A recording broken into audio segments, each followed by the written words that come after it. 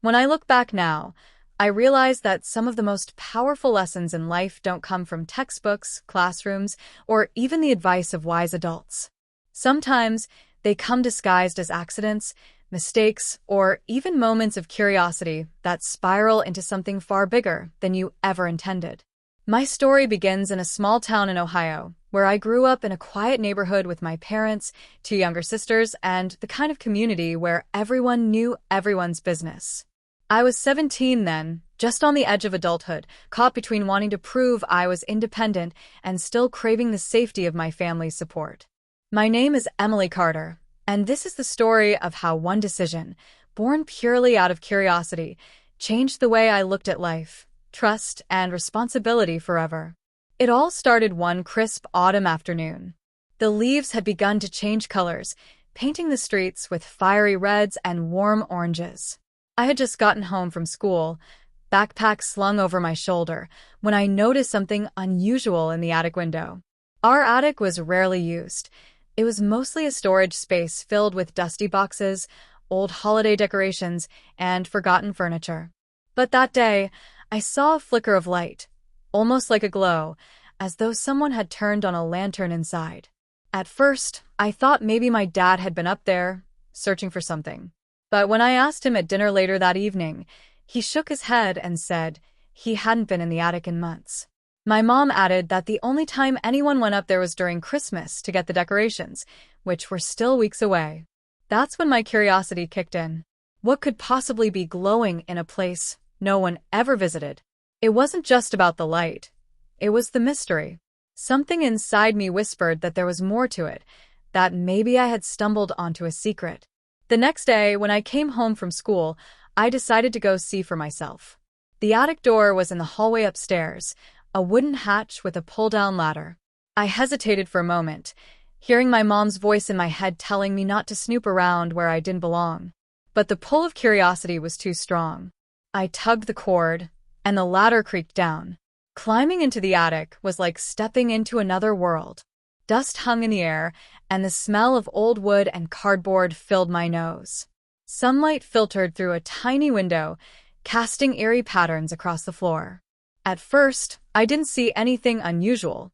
Boxes were stacked in uneven piles, some labeled with words like winter clothes or books, others with nothing at all. Then I noticed it, a small, metallic box tucked behind a trunk in the far corner. It wasn't glowing anymore, but something about it called to me. The box was old but sturdy, with a small lock on the front. Of course, I didn't have the key. My heart raced as I ran my fingers over the cold metal.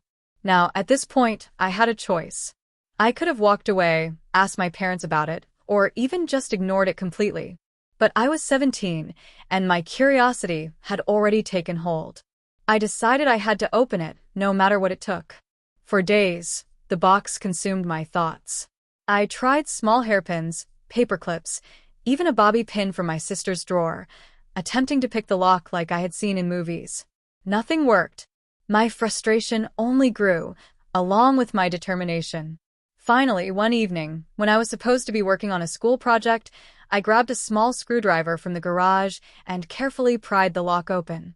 It snapped, and the box creaked as I lifted the lid. Inside, I found something I never expected: letters. Dozens of them, neatly stacked and tied together with faded ribbon. Some were yellowed with age, the ink slightly smudged, but all clearly preserved with care. I pulled one out and began to read. It was a letter from my grandfather, written to my grandmother when they were young. He had passed away before I was even born, so I had only ever known him through stories. But as I read the letter, his personality leapt off the page. He was funny, gentle, and full of dreams.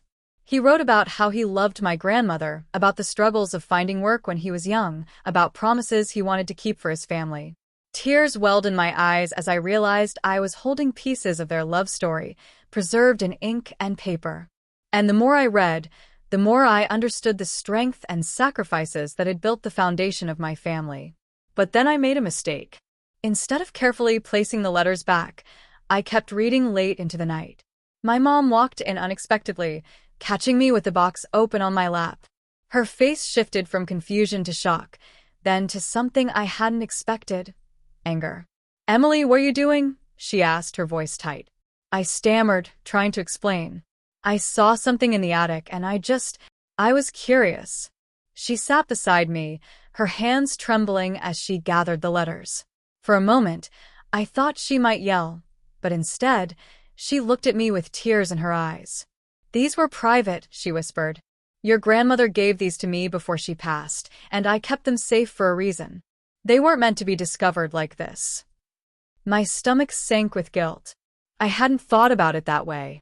To me, it had been a mystery to solve, a story to uncover. But to my mom, it was something sacred, something deeply personal. She explained how those letters held the memories of a time she cherished, a reminder of the love her parents shared. She had planned to show them to us someday, but when the time felt right, not when curiosity got the better of me. I sat there in silence, realizing the weight of what I had done. My curiosity hadn't been harmless, it had crossed a line. I had taken something precious, without permission. That night, I couldn't sleep. I replayed the moment over and over in my head, wishing I could take it back. But in the days that followed, my mom did something unexpected. Instead of locking the letters away again, she invited me to sit with her as she read them. Slowly, she began to share stories about her parents, about her childhood, about the values they had passed down to her. It became a ritual. Every weekend, we would open a few more letters together, and my mom would fill in the gaps with her memories. It wasn't just about the words on the page anymore, it was about connection. Through those letters, I got to know a grandfather I had never met, and I understood my family's history in a way I never had before. And here's the lesson that has stayed with me ever since. Curiosity is powerful, but it comes with responsibility. It can lead you to discoveries, to growth, even to wisdom, but if you don't respect boundaries, it can also cause hurt. What began as a secret adventure in the attic turned into one of the most important lessons of my life. I learned that some stories aren't mine to uncover on my own. They're meant to be shared when the time is right. And I learned that sometimes the greatest treasures aren't hidden objects, but the love and history passed down through generations. Now, years later, whenever I see that old metal box sitting in our living room cabinet, I don't feel guilt anymore. I feel gratitude. Because what started as curiosity turned into a journey that brought me closer to my family, gave me wisdom beyond my years, and left me with a lesson I'll never forget.